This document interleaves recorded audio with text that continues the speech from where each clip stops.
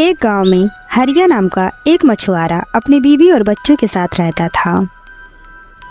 हरिया रोज मछलियाँ पकड़ता था और उसे बाजार में बेचता था और उसी से अपने घर का खर्चा चलाता था। लेकिन कुछ दिनों से हरिया को मछलियाँ नहीं मिल पा रही थीं, जिससे उसके घर में खाने पीने की दिक्कत शुरू हो गई। एक दिन हरिया की पत्नी हरिया से बोलती है, सुनिए जी, छोटू सुबह से भूखा है और लगातार खाने को मांग रहा है। घर में राशन नहीं है, मैं क्या करूं? हाँ सुमन, मैं क्या करूँ। कुछ दिनों से मुझे मछलियाँ नहीं मिल पा रही हैं। मैं क्या करूँ, मैं खुद परेशान हो गया हूँ। आप रोज समुद्र के एक ही किनारे पे जाते हैं, आज आप समुद्र के दूसरे किनारे पे जाइए ना। ये सुनकर हरिया अपने मन में सोचता है, सुमन बात तो ठीक कह रही है। अगर मैं समुद्र के किसी दूसरे किनारे पे जाऊंगा तो मछलियाँ जरूर मिलेंगी। मैं एक काम करता हूँ, आज मैं समुद्र के लाल घाट की ओर जाता हूँ। इतना सोच के हरिया सुमन से बोलता है। ठीक है सुमन, आज मैं समुद्र के लाल घाट की ओर जाता हूँ। और इतना कह के हरिया अपनी जाल लेकर वहां से चला जाता है। हरिया समुद्र के पास पहुंच जाता है। हरिया अपनी जाल समुद्र में फेंकता है। जाल फेंकते ही हरिया बहुत खुश होता है। हे भगवान, लगता है आज बहुत बड़ी मछली फंसी है। मैं इसे बेचकर अपने घर के लिए राशन पानी ले जाऊंगा। इतना कह के हरिया जब अपनी जाल निकालता है तो देखता है उसके जाल में मछली की जगह एक कंकाल होता है। ये देख के हरिया बहुत दुखी होता है। हे भगवान, ये मेरे साथ कैसा मजाक हो रहा है। मैं मछली की जगह पे इस कंकाल का क्या ही करूँगा। इतना कह के हरिया दुखी मन से अपनी जाल को दोबारा समुद्र में फेंकता है। हरिया इस बार भी बहुत खुश हो जाता है। उसे लगता है कि इस बार जरूर कोई मछली फंस गई है। हे भगवान, पिछली बार तो कंकाल निकला था, लेकिन इस बार जरूर कोई ना कोई मछली दे देना। मेरे बीवी और बच्चे घर पे बहुत ही भूखे हैं और मेरा इंतजार कर रहे हैं। इतना कह के हरिया अपनी जान निकालता है तो इस बार भी दुखी हो जाता है, क्योंकि इस बार भी मछली की जगह ईंट और पत्थर निकलते हैं। हे भगवान, लगता है आज भी मेरे नसीब में कुछ नहीं है।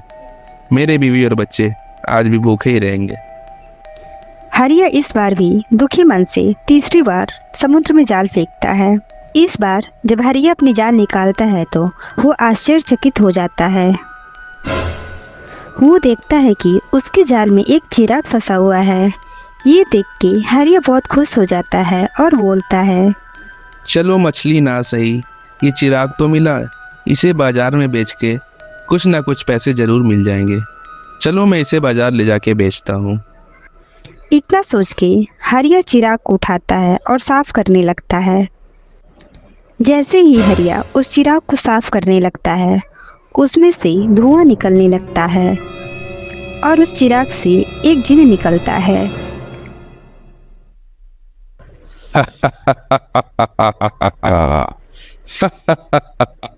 ये देख के हरिया डर जाता है।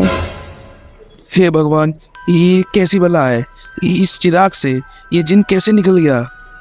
वो जिन हरिया की बातें सुनकर और जोर जोर से हंसने लगता है।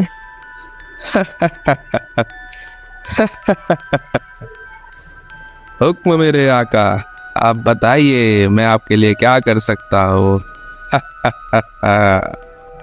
हरिया उस जिन की बात सुनकर घबरा जाता है और डरते हुए बोलता है, आप कौन हो और इस चिराग से बाहर कैसे निकले। मैं एक जिन्न हूँ और मैं इस चिराग में कई सालों से कैद था। आपने मुझे आज़ाद करके मुझ पे बहुत बड़ा एहसान किया है। आप मुझ पे हुक्म करिए, मैं आपके लिए हर चीज़ संभव करूँगा। आज से मैं आपका गुलाम हूँ। हरिया को उस जिन की बातें सुन के बहुत आश्चर्य होता है और वो आश्चर्य रूप से उस जिन से पूछता है, हे चिराग के जिन, क्या तुम मुझे अच्छे अच्छे भोजन और ढेर सारे हीरे जवाहरात ला के दे सकते हो। हाँ मेरे आका, आप बस हुक्म करिए, मैं वो सब ला के दे सकता हूँ जो आपको चाहिए। जिन की बातें सुनकर हरिया को अपनी बीवी और बच्चों की याद आती है और वो जिन से बोलता है, हे जिन, मेरे घर पे मेरे बीवी और बच्चे बहुत दिनों से भूखे हैं। तुम उनके लिए अच्छे अच्छे भोजन ला के दे दो जिनसे उनका पेट भर सके। ठीक है मेरे आका, आप मुझे अपने घर लेके चलिए। हरिया उस चिराग को अपने घर लेके जाता है। चिराग को देख के हरिया की बेटी उससे पूछती है, पापा पापा ये क्या है? बेटा, इससे हमारी गरीबी दूर हो जाएगी। इस चिराग से क्या होगा जी? इतना सुन के हरिया उस चिराग को रगड़ता है और तभी उस चिराग से जिन दोबारा निकलता है। ये देख के हरिया की पत्नी डर जाती है। ये क्या है जी? ये क्या बला लेके आ गए आप? तभी हरिया उस जिन से बोलता है, हे चिराग के जिन, मेरे इन बीवी बच्चों को खाने के लिए कुछ दो।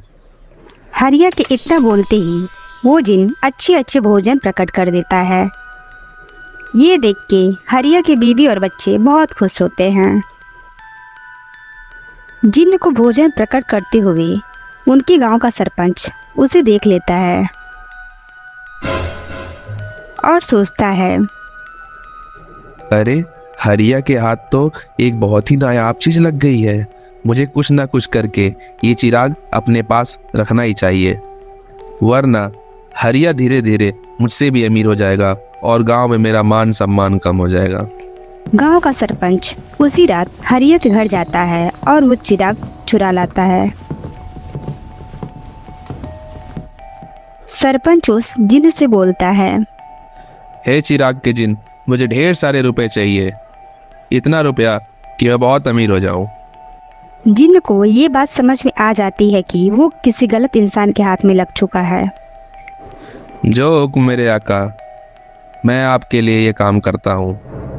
जिन इतना कह के सरपंच के पिताजी को मार देता है और अगली सुबह सरपंच के घर इंश्योरेंस वाले आते हैं और बोलते हैं, सरपंच जी, आपके पिताजी ने मरने से पहले एक इंश्योरेंस करवाया था जिसकी रकम 1 करोड़ रुपए है, आप इसे रख लीजिए। सरपंच को ये बात समझ में आ जाती है कि वो पैसों के लिए गलत तरीका अपनाया था। सरपंच उस चिराग को लेके हरिया को वापस कर देता है